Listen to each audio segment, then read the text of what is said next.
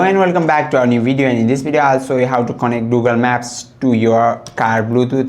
For that, just go and open your Bluetooth, and if you don't know how, just scroll down from top right corner and you will open your control panel and tap on this area, and you will see Bluetooth logo, and also there will be written Bluetooth, and go on Bluetooth settings.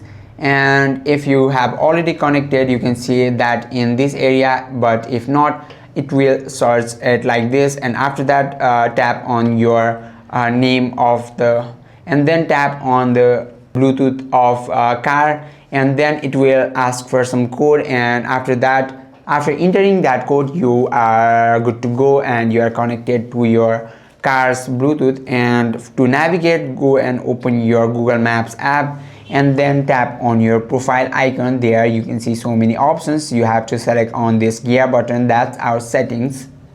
And after that, go to navigation and make sure this sound and voice guidance audio is unmuted, and play over Bluetooth is toggled on, and also play as Bluetooth phone call is toggled on. That is how you navigate on that is how you connect Bluetooth maps to your car Bluetooth. I hope this video helped you out. If you have any questions or queries, just let us know in the comment section. Thank you for watching.